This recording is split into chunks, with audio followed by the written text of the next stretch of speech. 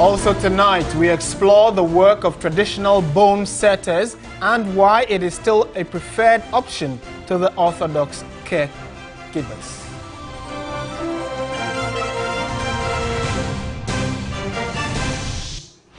On Mission tonight, TV3 reports gets results as GNPC Foundation hands over 6-unit classroom community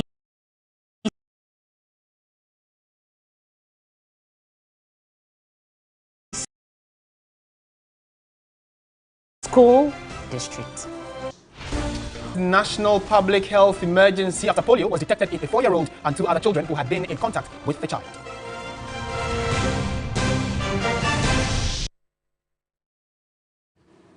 We're live on TV3 Ghana on Facebook, all across the world on 3news.com. Don't forget you can also watch us live on DSTV channel 279. All right, settling for the details now. A passenger boat loaded with passengers from Azizanya to Azizakpe for a funeral capsized Saturday morning. About 5 people, including children, were reported dead, according to the assemblyman of Azizakpe electoral area, Daniel Ajakpa. My colleague Joseph Armstrong has visited the area and will be joining us soon for an update. But we are told that information from the area indicate that they started in the early hours to travel to Azizakpe, and their boat unfortunately capsized. As to what exactly happened, we are unsure of that information, so Armstrong will be giving us an update as he's been speaking to some officials of the area, including the police and some government appointees who are currently trying to see how they can rescue those who may be still in the Volta Lake. And Armstrong has joined us on phone for an update on this. Joseph Armstrong, good evening to you. Thank you for joining us. What other updates have you gathered from Azizakpe and Azizanya and that area?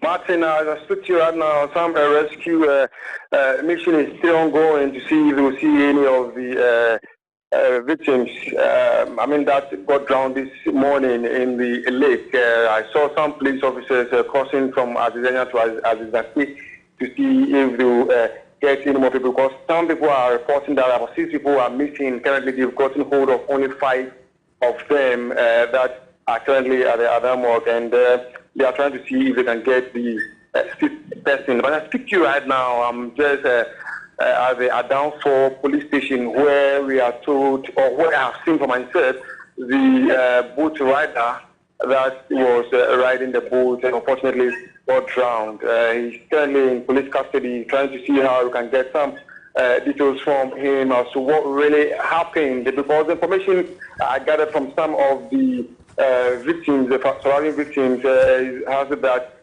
they told him to abort the mission, but he refused. When they started the journey at about around 10 a.m., they realized that the load was too much. He was supposed to have taken about 20 to 25 passengers. Unfortunately, some of the passengers told me they were on it more than 60. There were more than 60 on the boat. And when they started the journey, halfway through, they realized that the boat started drowning and water started coming in. So they advised him to go back, because where they were heading was much deeper than where they've managed to cross so far. But the boat driver said, no, it's not a long distance. They will soon get to their destination.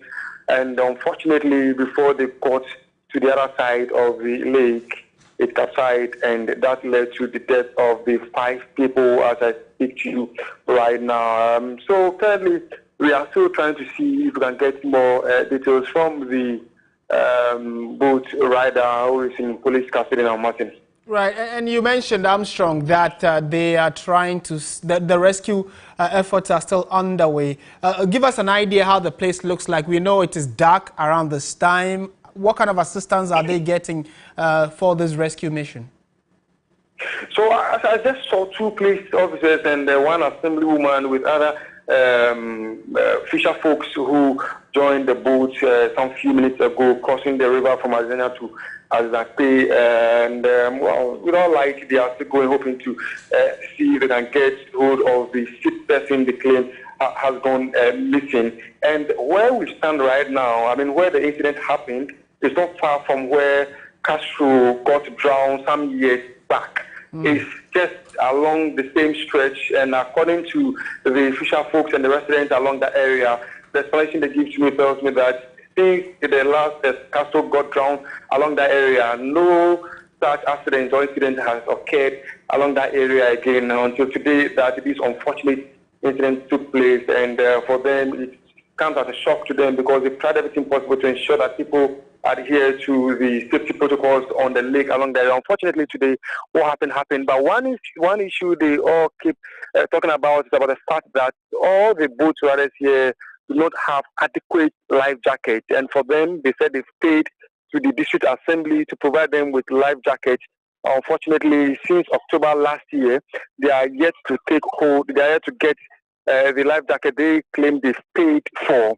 So we are also trying to get the district assembly to answer to us what exactly it means if we claim they've paid to them. How come they've not gotten the life jacket? And unfortunately, right after the incident, we are standing here. You see a lot of people still coming from the other side of the lake, riding the boats without life jacket, Martin. All right, Joseph Armstrong, thank you for that quick update from Ada. We'll definitely be coming to you subsequently for an update on that development. But the news is that 5 people died earlier today when the boat they were in, traveling from Azizanya to Azizakpe, capsized, and rescue efforts are still underway. Let's come back to Accra, where one person has been injured and several others displaced in a compound house in Osu in the Korle Kloti constituency after a telecommunication mast collapsed on the house this Saturday morning. My colleague Stanley Niblo followed up on the story. The Saturday morning rains lasted about 20 minutes, but a storm that preceded it wreaked havoc in parts of Accra. At Osu, in Korle Kloti municipality, a house was destroyed when a mast collapsed on 5 of the buildings. At the time of the incident, occupants of the house were present. One person sustained head injury, but he has been treated and discharged. 2 cars were also damaged. Depending on the wind direction, it blew in a way that, it just fell this way. The story building sort of reduced the impact it would have had on this building. I'm pretty sure it would have flattened the building because as time is going, you see that there are even more cracks. And if it had fallen directly on this building, perhaps it would have flattened it. And the guy who was injured would probably have lost him. At the time of the news team's visit, Giant, an internet service provider, which is believed to own the mast, had deployed workers to the scene. Those affected are said to have been relocated at the expense of the company. We are going to prevent the reinstallation of this mast. No way. I mean, that wouldn't make sense to anybody, really. That wouldn't, Apart from this disaster that can happen again, there is risk of radiation. And we know that radiation dose, it becomes more fatal as you are exposed to more and more dosage. That's it, yeah. From one unfortunate incident to another, and this time in the Ashanti region. And even before residents of Kumasi come to terms with the fire incident at Kejetia Market, another fire has raised a Kumasi-based radio station, Silver FM. The incident said to have occurred in the early hours of Saturday burned 2 studios of the stations. A report by Ibrahim Abubakar. Not a single equipment was retrieved in both studios. From cameras, microphones, studio consoles, computers, and every single item in the studio burnt beyond salvage. The fire, which is said to have started from an air condition in one of the studios, quickly spread to the other due to the combustible materials in the studio. The presenter who was in the studio hosting the pastors early morning, yet informed us that it started from the main air conditioning area and extended to the main studio. All the studio equipment were raised down, including all the electrical appliances in the main studio, which extended to other offices and then the main production office. For now, we are waiting for the fire officers to ascertain what actually caused the fire before we can even start work. For now, the radio has been shut down temporarily until further notice. This is the second major fire within 4 days in Kumasi. Even before the end of the first quarter of the year, the region has recorded over 150 fire outbreaks with 6 fatalities and properties running into millions of Ghana cedis destroyed.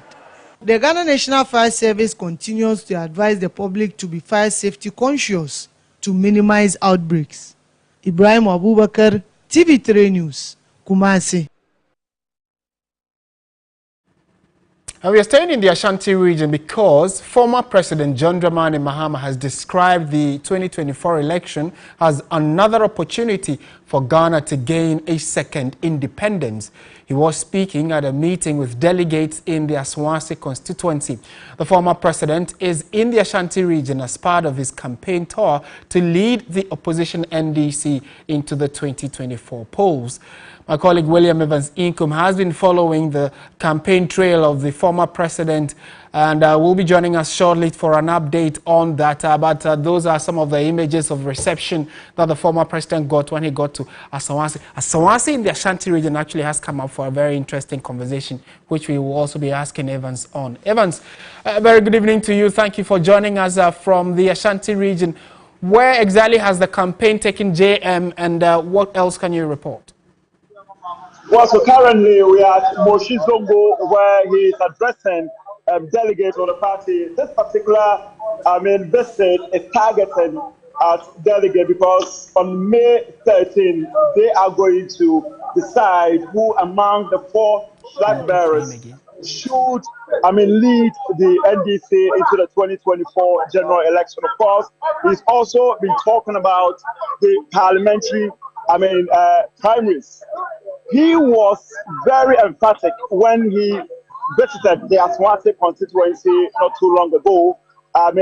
Talking about recent developments in that particular constituency. He told them that at this point, what the party needs is total cohesion and unity. Unity because there has been some level of fracas. There has been some level of uneasy calm as far as the Asawase constituency is concerned, which of course gives the NDC a chunk of their vote, because if you look at Asawase constituency and the number of votes they contribute to the total number of votes the NDC gets from the Ashanti region. Of course, if you're looking at the figures, even in 2016, that we say the party did not perform well in total, having 23%, because Asawase didn't do well in that regard. If you are analyzing, then you cannot also leave that one out of the out of the discussion. Of course, in 2020 they made that remedy. Asawase was able to appreciate its gains significantly. With a little over 5,000 as far as the parliamentary election is concerned, to over 20,000, and we saw how the NDC performed. 26% in the Ashanti region. So Asawase is a constituency that the NDC doesn't take for granted. And the more reason why the former president appealed to the rank and file of the party to ensure that there is total harmony as far as the particular constituency is concerned. He wouldn't stick his neck out, for them to know who they are voting for, who they should vote for, even though Muntaka Mubarak, who is the member of parliament for that particular constituency, was among the people who went with the former president.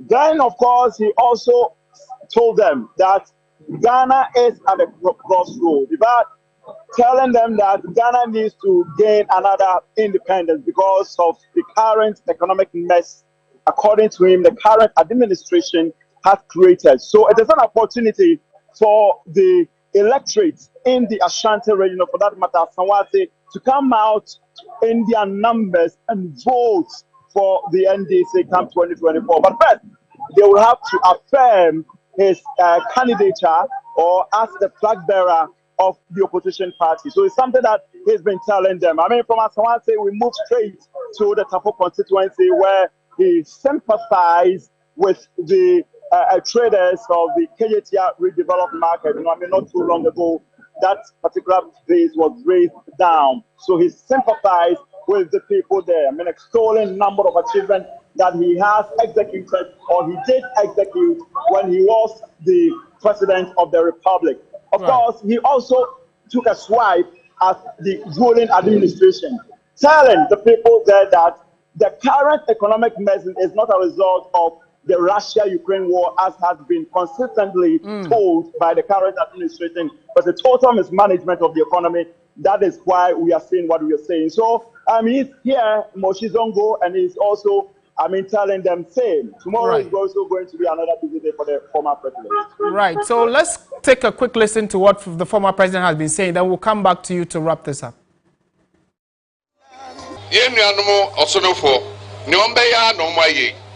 Enfiansieni yenga yehu obamambo yedema omu 2016 na nyamiado ye hontoye enso enedie Ghana ye bibia esa nechi enyame na meka yenna yetumu bi enti ahochire achichire no achichire ye nyina enti emre abase yebeje ye man fa hodie biom omusa yeji fa hundie 1957. And so about to a Ghana second independence and Right, so that's former President John Dramani Mahama campaigning in the Ashanti region. Evans, quickly and briefly, where else is he headed after Moshe Zongo and tomorrow's campaign itinerary? Well, so it's expected to be in the Kwara constituency. In the afternoon, I said that if you look at the itinerary of the former president, it looks like the very constituencies that have been given the NPP, a number of votes have been targeted. It's going to be very, very, strong, or they form an important aspect of his visit as far as the tour of the region is concerned. But also in 2020 gave the NPP a number of, it was the second or third constituency that gave the NPP a number of votes. He is visiting that particular constituency from here. All right. Then you end at the Ishazu constituency. Okay. Thank you. Thank you very much, William Evansinkum, for that update and a wrap of John Dramani Mahama's tour of the Ashanti region. And he mentioned specifically his visit to Aswasi, where the Member of Parliament, Muntaka Mubarak, has said that he would not withdraw his suit against 11 of his polling station executives until they retract an alleged defamatory statement against him. He spoke with William Evansinkum. Parliamentary candidate, amaye akọ parliament akọ kasa amaye na enono etise akondwa ato ewa abusuamu sa akondwa ato wa abusuamu a ye nyina yetimi pre na ye pre de yi nipa ba ko wi a ye nyina ewose ye kabom na edi nipa nechi enti me emma wonchi bia amma me emfa ntokwa bia amma. The former president was also very clear that campaign should be very clean. Do you see this as something that is going to trigger maybe extending an olive branch to the other side of the divide? Well, for us, I don't think the divide is that deep. People create wrong impression to the outsiders that there's so much cracking as one say. I'm sure you've seen it. It's just some few people. But everybody knows our style. Once the primaries are over, we always try to bring everybody on board to move forward. That's why I don't hear me talk much about it, because I know these are internal things.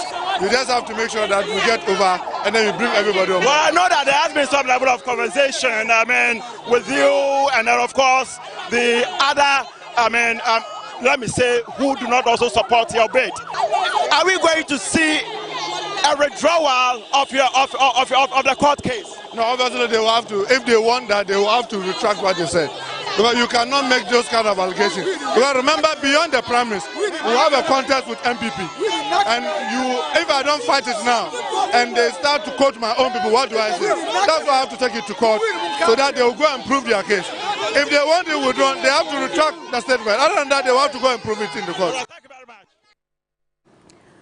We're still staying in the Ashanti region, and Asante Hill Tumfo said to the second has entreated government to be transparent in managing the economy to earn the trust of citizens. So Tumfo was speaking at the 56th congregation of the Kwame Nkrumah University of Science and Technology in Kumasi. My colleague Ibrahim Abubakar, he monitored the address and he has joined us via Zoom. Ibrahim, What do you think triggered Otumfuo to mention transparency in his address?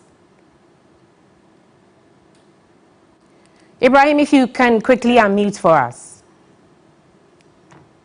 Right. Hello? We can hear you clearly now.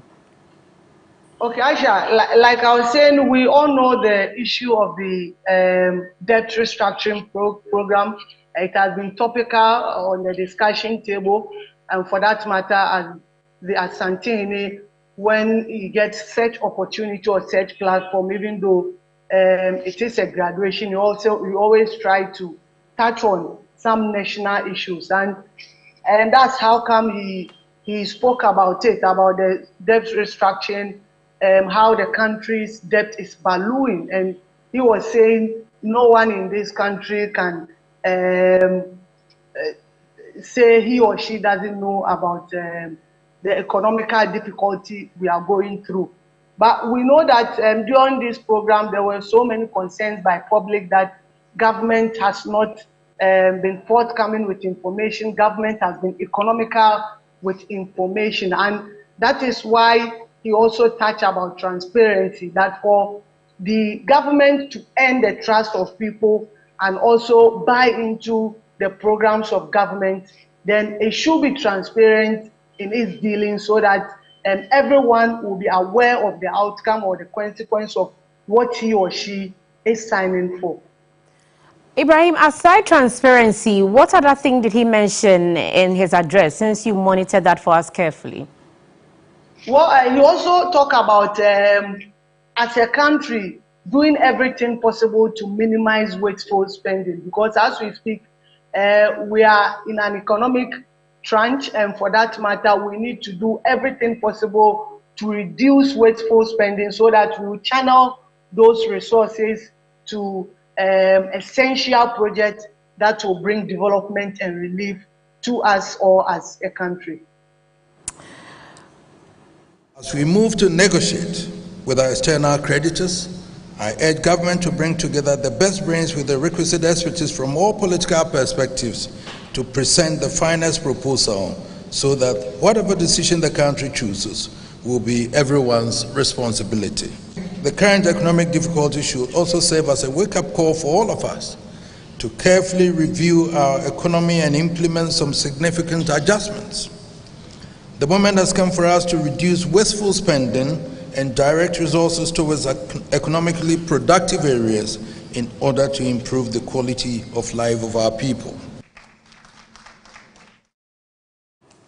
Well, thank you very much, Ibrahim. Ibrahim Abubakar is our Ashanti regional correspondent. He has been taking us through an address that Otumfuo said to the second gave at the 56th congregation of the Kwame Nkrumah University of Science and Technology in Kumasi.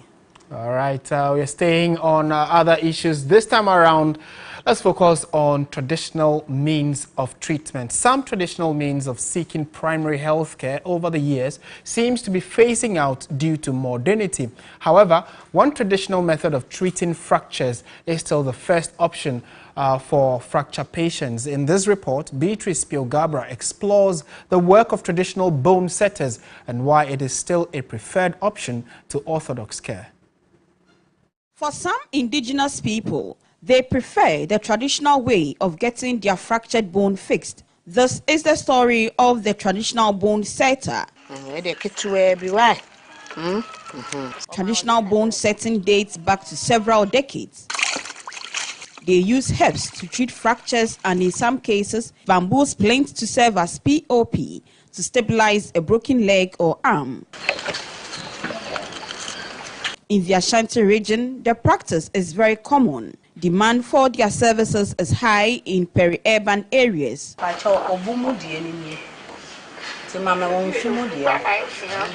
Salamatu Zakari is the bone setter at Intinsri. She learned the skill at the tender age of 15 years from her dad.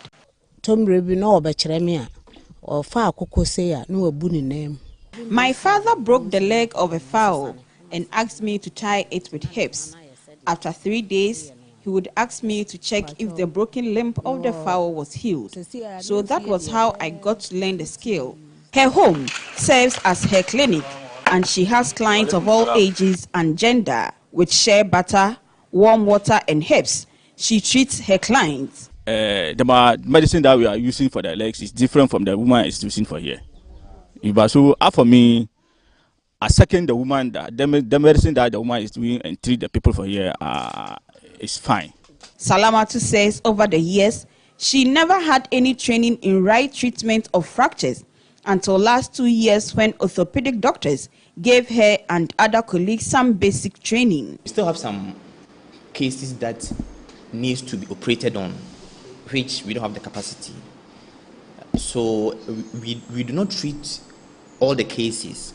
The reason why we are trying to have a link with the orthodox. So if you should refer, at least we have the link already, so we just do the referral and it will be done. Especially if the fracture is having a wound, like if the fracture is open, like obviously because of the stitches and stuff, you need to refer, yes, to be able to dress the wound well with antiseptics or whatever, which we are not allowed to use. The orthopedic clinic at Konfanoche attends to about 25 patients weekly. Head of the orthopedic and trauma unit, Dr. Dominic Kunedu Yeboah, underscored the enormous contribution of traditional bone setters to the treatment of fractures. They rather go there before they come to us. So you see that most of them, they have more patients than most hospitals. If you visit them, you'll be surprised the number of patients they have. And when the patient has multiple injuries, maybe injury to the head, injury to the chest, the patient has coma, those ones, they will then tell them quickly to come to the hospital. It is the hope of the orthopedic surgeons that in the near future, the traditional bone setter services would be incorporated into the primary healthcare services for proper supervision of their work. Beatrice Piogabra, TV3 News, Kumasi. And now the Gonja succession system to the Yagbon scheme has been touted by many as the best and most peaceful in the country. Its rotation pattern from one divisional gate to another in a peaceful manner has stood the test of time for several decades. Here's a report by Savannah Regional Correspondent Christopher Marco.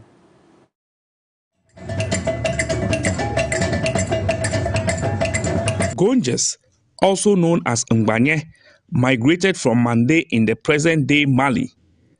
The Gonjas are said to arrive in Ghana in the 17th century through Bole district and first established their capital in a town called Nyange in the current Solatuna Kalba district. The leader and founder of the Gonja kingdom, Sumaila Ndewura Jakpa, conquered many ethnic groups and assimilated some of them to become present-day Gonja kingdom. They are amongst the Guan ethnic group with the largest landmass of 35,853 square kilometers, covering about 15% of the total area of Ghana. Gonjas are also known for their rich cultural heritage in terms of their food and traditional dances. Their succession pattern is also the most enviable one in the country, with Yagbonwura being the highest chieftaincy title of the Gonja kingdom. For now, we have 5 gates that are sent to the Yagbon throne, but there's actually 7 divisions that used to be. But for some reason, today we have 5 ascending to the throne. Beginning from the senior one from Wasipi, which is the Daboyas division. We have the Kwembi division. We have Bole division. We have Tolwe division, and we have the Koso division. These are the 5 that currently are sent to the Yagbon throne. On February 5, the late Yagbonwura Tuntumba Boresa died at the Jakpa Palace, bringing to an end a 13-year reign. In line with the Gonja rotational system, Tolwewura Amonoba Fe Borenyi was selected by kingmakers and announced by Sonyowura Kanyiti, who serves as regent and leader of the kingmakers, as the next Yagbonwura.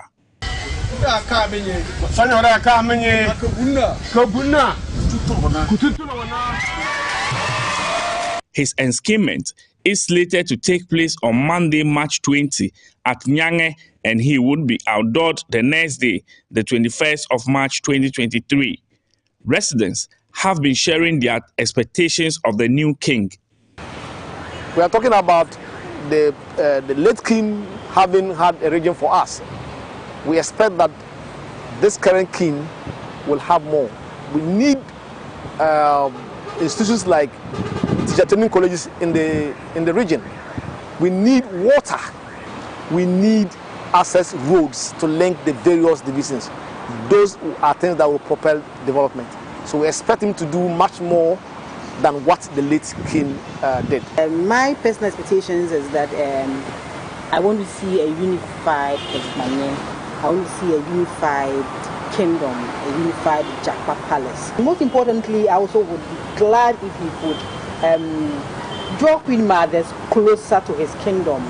Women are the pivot of development, and so I'll be glad if he can pull all Queen Mothers closer to the kingdom to help make the development we all see attainable.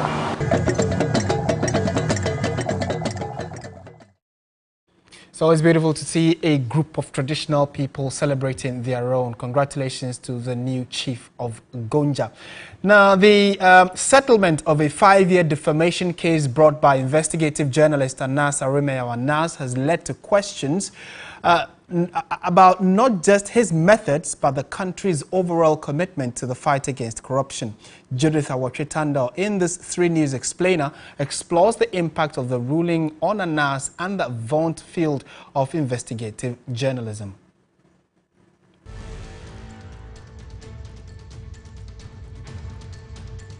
It's been a tough few days for investigative journalist Anas Aremeyaw Anas, feted as one of the greatest investigative journalists on the continent.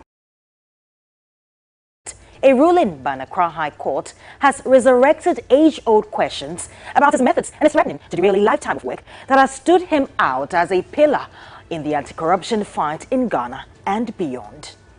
The ruling by the court threw out a defamation suit in which Anas has sought 25 million Ghana cedis against Member of Parliament Kennedy Agyapong after he called the journalist a blackmailer, corrupt, extortionist, and accused him, among other things, of murder. Anas's contention was that those claims by the Asin North MP in his Who Watches the Watchman documentary had unduly tarnished his reputation. The judge in this case disagreed. We'll get into the reasoning behind the judge's decision, but first, a background to a case that has been running for a good part of 5 years. In 2018, Anas's Number 12 drew mass audiences, intense social media conversations, and dragged down the Ghana football establishment after it showed the then president of the Ghana Football Association, Kwesi Nyantakyi, accepting payments for what he thought was sponsorship deals for the organization. It also showed several referees conniving to fix matches and highlighted a rot in Ghana football that journalists had spoken about for years but never managed to prove. The impact of the documentary was immense. It broke our football. I mean, it destroyed our football to the extent that the public lost confidence in the referees, to the extent that we didn't play football for a little over a year. We had to have an improvised league competition. Our referees were banned, some of them for 10 years, some suspended.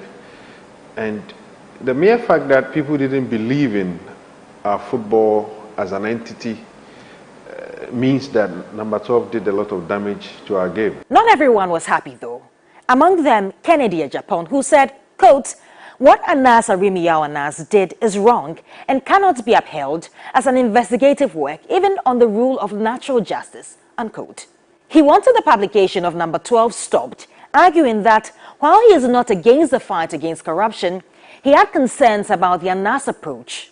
Has he taken a from court? I am not against anybody fighting against corruption, but the approach. When that pressure failed, the Member of Parliament commissioned his own investigative piece that he said will prove Anas blackmails and extorts from the subjects he investigates. He also accused him multiple times of murder. Anas was railed, so he went to court and filed a defamation suit. The trial went through 5 years, 3 judges, multiple phases, and finally victory for Kennedy Agyapong. He beamed with smiles as he faced the camera, flanked by Kwesi Nyantakyi, whose reign as Ghana Football Association boss came crashing off the back of number 12. Today, the victory is for the victims of Anas, the people, the good people of this country that Anas has destroyed. Given the far-reaching consequences of Anas's investigative work in the past, perhaps it is no surprise the elation from certain quarters. Kwesi Nyantakyi said the ruling was a vindication of his long-held position. He said, quote, "The High Court's decision testifies to the truth that Anas Arimiyao Anas is not honest, but as described by the court, he is a blackmailer and an extortionist. He, Anas, has been totally disgraced. He once portrayed himself as an angel, but today, I'm not even sure he is at the devil's level yet," unquote. Ibrahim Sani Dara was the Ghana Football Association Communications Director until number 12. He says nothing in the judge's ruling surprises him. The judge was spot on by describing Anas's work as a sham and describing he himself as corrupt and a blackmailer, and all those words he used against him. The judge said in his ruling that based on the evidence before him in court, Anas had not proven that Kennedy Agyapong defamed him. He said in his written statement, and I quote, "Some of the long list of words made by the defendant were capable of defamatory meanings, but none was proven to have actually defamed the plaintiff. The facts and the evidence establish the plaintiff as a self-confessed criminal, so defendant's statement is factual and justified," unquote. Anas's reaction to the ruling has been largely shock. Tiger IPI, his outfit, claimed in a statement, quote, "This case traveled through the hands of 3 judges, with Justice Barr being the latest assigned to the case at the express instance of Kennedy Agyapong," unquote. In a video statement, Anas said he will appeal the judgment while reaffirming what he says is his fight against corruption. The judge made an overreach and descended into the arena and made criminal pronouncement about me as if I was standing a criminal trial. He also justified the MP accusing me of the murder of the late J.B. Dankwa, murder of 20 Chinese nationals, and a host of other crimes. We are filing an appeal because there was no evidence provided. But just how much damage has the judgment caused the Anas brand, and can he realistically bounce back from this? Reaction to the judgment on social media was almost passive, but there were also those convinced this was power fighting back. What are the implications for the often dangerous field of investigative journalism, though? Former Daily Graphic editor and president of the Ghana Journalists Association, Yaobuedu Ayeboafo, has more.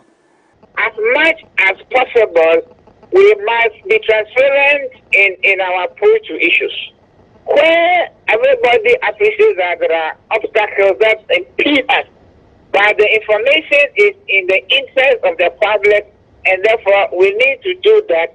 We must clothe ourselves with the fact that we may resort to unorthodoxy, but we must also be ready to understand that if we are exposed in the course of applying that unorthodoxy in our investigation, we will pay the price. However this ends, the judgment provides a compelling test case on investigative journalism and its massive pitfalls for everyone involved.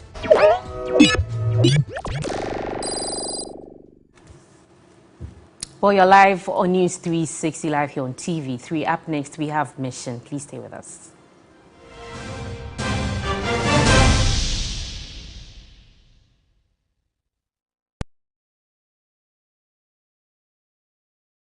Ladies and gentlemen, we're going to demonstrate to you the superior properties of Flamingo paint as compared to other paint brands on the market. We take equal quantities of Flamingo paint and this ordinary paint. We then dilute them with water. And now, let the test begin. The gentleman on the left is going to apply the ordinary paint, and the gentleman on my right will use the Flamingo superior paint. As you can clearly see, Flamingo has the obvious better hiding. Furthermore, Flamingo has painted a much larger area. You know, one bucket of Flamingo paint is equal to several buckets of any other paint brand on the market. Flamingo Paint is made with superior formulation to give superior durability, superior hiding, superior coverage. Flamingo Paint, simply superior. Magic pepper and onion, a delicious tomato mix with tomato, pepper and onion. No grinding, no blending. Ya yenini na da da da. So pa mediane no abe. Come on, Gino, do your magic. And papa no kunu abe fie.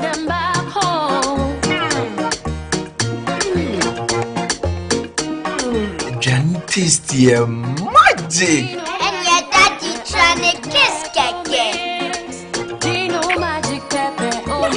Gino Magic Pepper and Onion, the magic that brings them home. This advert is FDA approved.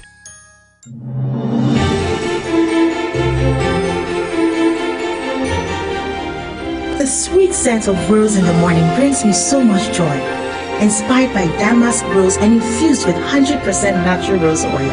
Introducing new Clay Soft Perfume Beads Washing Powder. It's like bringing a garden with you everywhere with this wonderful perfume.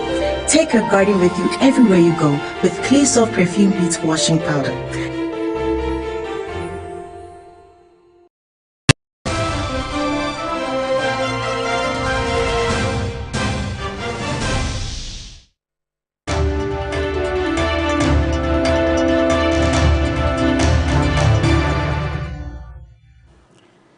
Welcome to Mission. Mission is supported by Star Ghana Foundation with thanks to FCDO.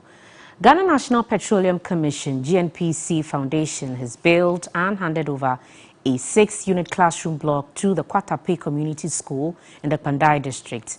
This was after TV3 Mission exposed the harsh conditions pupils and teachers endure in their quest to receive formal education. Children residing in Kwatape who want to acquire formal education had to do so under very unfavorable conditions when I first visited the school in 2018. Children had to undertake their academic works on the dusty floor. The school is not the only learning institution in the Tenglento electoral area, but for proximity's sake, it is the preferred choice for many. The community-initiated school at the time had a pavilion, but this could only accommodate classes 1 to 5 pupils. 3 months after my first visit, the unfortunate happened. We are happy for Ghana, always. We are happy for Ghana, always. We are happy for Ghana, the present for Ghana. Nana Kufaru, the present for Ghana, for Ghana. We are happy for Ghana. Just as their marching song suggests, these pupils have been marching for Mother Ghana with the hope of changing society with education. But the building that accommodates them has been blown down by rainstorm. This happened at a time when school was not in session. No casualty was recorded, but the future of the pupils came crashing, and the mango tree became their permanent classroom. After the story went viral on social media, GNPC Foundation moved in. The corporate social responsibility arm of the state institution built a 6-unit classroom block and handed over to the school. Executive Director of GNPC Foundation, Dr. Dominic Kwesi Edua, was happy that the organization has touched lives. This is the actual meaning of GNPC Foundation's activities. This is maybe you should be monitoring us. We are on the road to give out a lot of projects, to monitor our projects, to supervise and evaluate what we have been doing since 2017. So, CGNPC as your developmental partner. He said furniture would be procured for use by the school. Dr. Dominic Kwesi Edua commended TV3 for exposing the plight of the school. And I would say kudos to TV3 for that work done. That is what media is meant to be. And we are always on the watch out. Anytime we come across those stories, we do our best to intervene.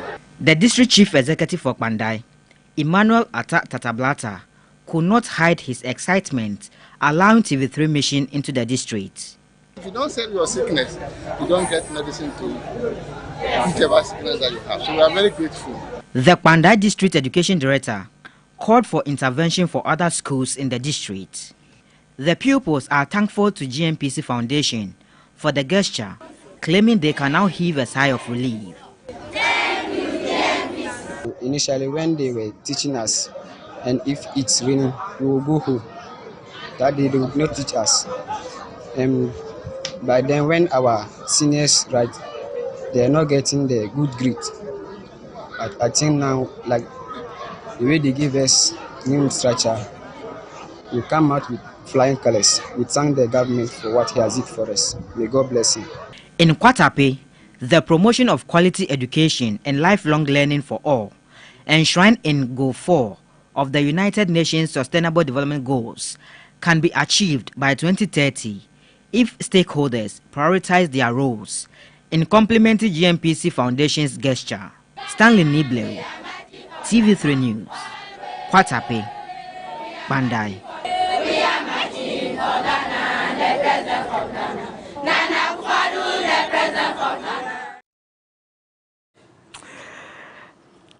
Great song there, and we're grateful to GMPC for coming to the aid of these pupils. That's all Mission is about. Mission is supported by Star Ghana Foundation with thanks to FCDO. Sports is up next.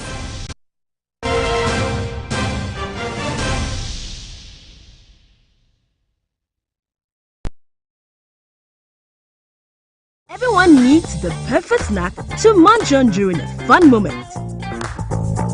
Wow. Enjoy the tasty McBerry Twist cupcakes, deliciously baked and packaged for a sweet treat. Premium quality cakes baked with love for all, enriched in butter and milk. Yummy.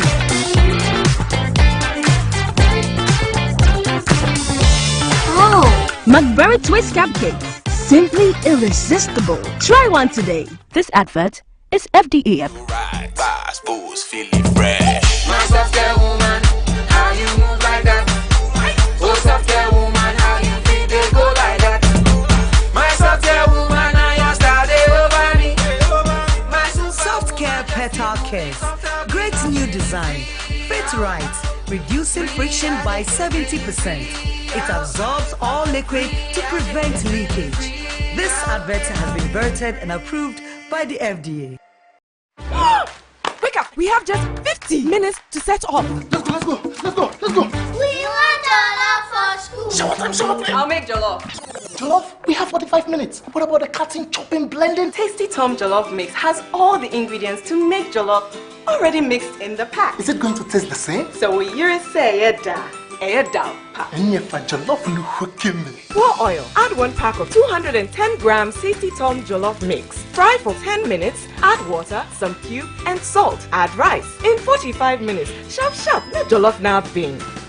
Right on time. Delicious jollof and in 45 minutes? Easy cry. Tasty Tom Jollof Mix. Delicious jollof. Sharp. This advert is FDA approved. Are you ready for an unforgettable adventure? TV3 and 3FM presents the Amejofe and Shy Expedition. Join us on an epic journey as we wrap up Ghana Month to the stunning Shy Reserve and breathtaking Mount Gemi at Amejofe. Explore the rugged terrain and soak in the natural beauty that surrounds you. From lush forests to stunning waterfalls, we kickstart the experience at the Shy Reserve Safari Drive. Visit the historic caves and museums, have breakfast, and then we head to Amejofe, where we hike to the summit of Mount Gemi, trek to Otter Falls, canopy walk, this one-day roller coaster package. Are you tired of struggling with bad financial situations? At Quick Credit, we understand the difficulties that come with transitioning to a better one. That's why we're here to simplify the process for you. With loan facilities from 1,500 cedis upwards, all you have to do is call and we will take care of the rest. All you need is your national ID, no savings, no collateral, no susu, no deposits, and no account opening required. Quick Credit has you covered. Whether you're expanding a business, starting a new one, facing an emergency like school fees or funeral expenses, or even just in need of a salary loan. What are you waiting for? Call Quick Credit today. 0302 200 390 or 059 692 0833. We do not give loans via the internet. Quick Credit is regulated and licensed by the Bank of Ghana. Terms and conditions apply. Quick Credit. Lending made simple. Oh, Maria, I'm still like a crack. Oh, I got crazy. It's like, oh, Maria, from my sherry. The beer, America, so, Amelia, Zumwa, Bedimuna, then I said, Bam, Mammy Halley, Manumbella, and that was a video. A pomo tomato mixer, no.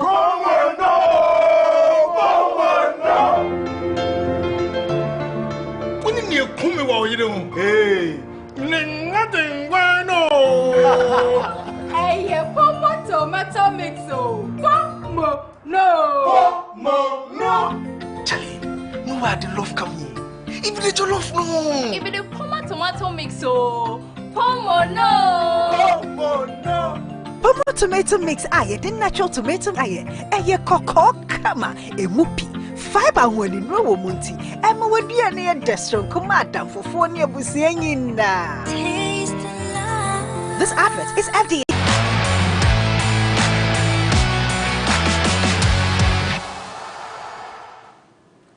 It's time for sports here on News 360. I am Aniela Alote. We begin with round 22 of the Ghana Premier League. It was a 2-1 away victory for Kumasi Asante Kotoko over Samatex thanks to goals from Enoch Morrison and Rocky Dramina.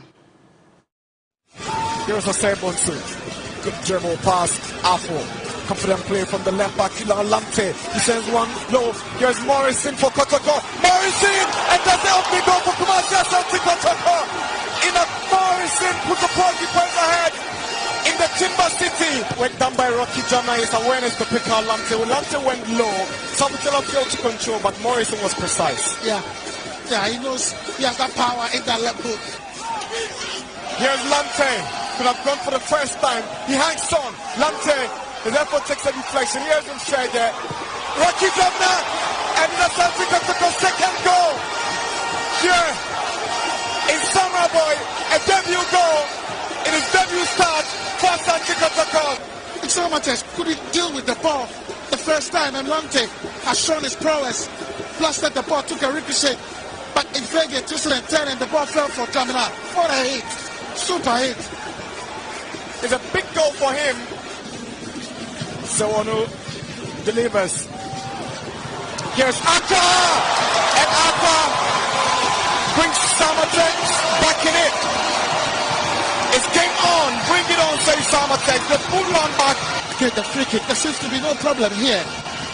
And they expect Kotoko to deal with it. Holmes to miss the header.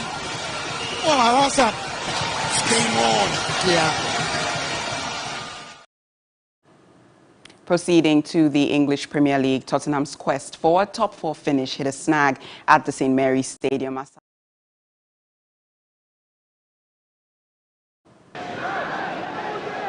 So something to take into the half-time team talk, imagine. Son through for Pedro Porro. Big chance here, and he smashed it in. Lashed, smashed and crashed into the roof of the net from the Spaniard. To make substitutions. Here goes Walcott. Adams! What a sensational start to the second half for Southampton. Down the line by Romero. Here's Kulusevski. Harry Kane's there! And he doesn't miss from that sort of range. Kulusevski to swing that ball in more dangerously and drilled goalwards brilliantly. Smashed in by Perisic to make it 3-1. Caught it beautifully. It's given Southampton a corner. Ward-Prowse with it. Easily away though by Perisic. Ward-Prowse again. He's got it back from Sulemana. Mara. Walcott! Saints right back in it. Southampton, you bet he can.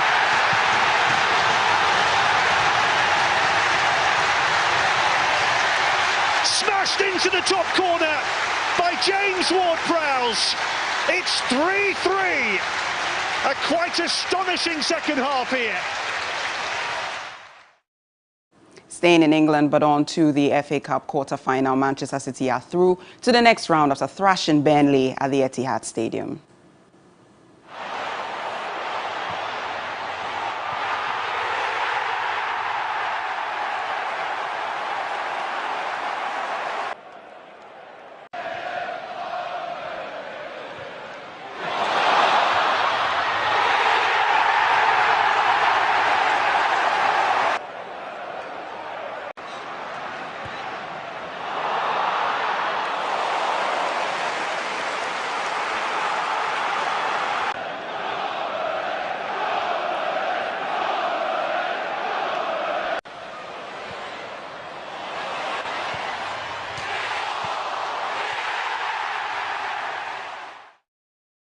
Heading over to the Euro 2024 qualifiers, Cristiano Ronaldo has been selected as part of Portugal's squad. Roberto Martinez has since replaced Fernando Santos as the team's manager and named Ronaldo in his first squad. Martinez has said that Ronaldo is a very important part of the team. He added that he does not consider his age. That will be all for sports this evening. I am Aniela Alote. Up next is entertainment news. Entertainment news segment is brought to you by Awake Purified Drinking Water and powered by 3 Entertainment.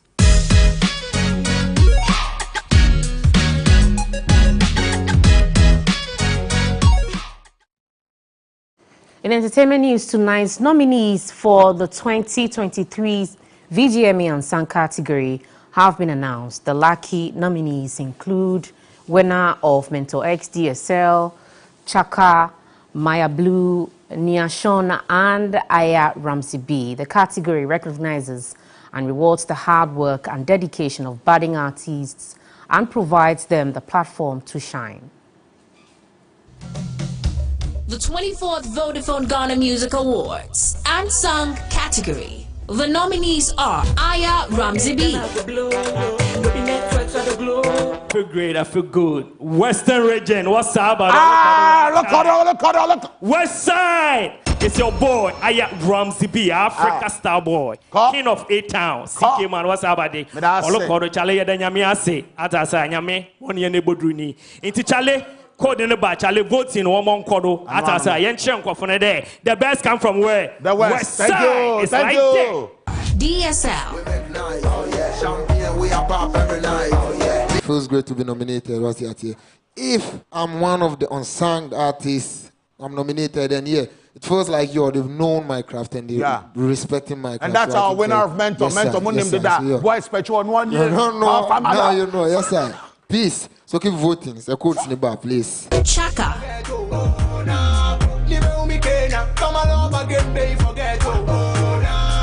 I go by the name Chaka. Talk less, live long. Allah. Keep the love, you understand. I say what? Talk less, live long. Allah. Yeah. Allah. You to start the vote, I beg you. Making all a loo. If a vote will give your boy, you understand. I'd say, it's a cough, Mr. Ambassador. Go! Nia Shon.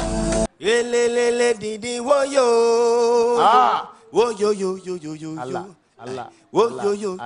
Wagwan people, it's your boy Nation. It's been a long road, but we're finally almost touching the stars. Right. Keep supporting your boy, man. More good music coming. Thank you, Nee. Thank you so much. Maya Blue. Thank you guys so much for the support.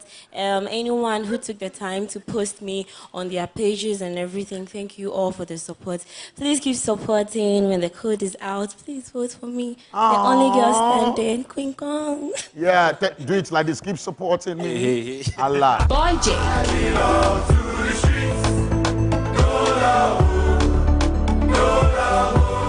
What's up, beautiful people? My name is Boy Jake, aka Chocolate Boy. You already know. Allah. Charlie Ras, we can't reach here and song artist of the year. Make door, you understand. When the when the voting systems are open, Charlie, make sure to support your boy. Appreciate it. Right. The 24th Vodafone Ghana Music Awards Unsung category. Well, so we want to say congratulations to all the nominees for the Unsung category, and definitely here at Media General, First in News, Best in Entertainment, we'll be updating you as and when it becomes available regarding issues of the Vodafone Ghana Music Awards. My name is Aisha Yakubu. Thank you very much for joining us. My name is Martin Esedudate. Bye for now.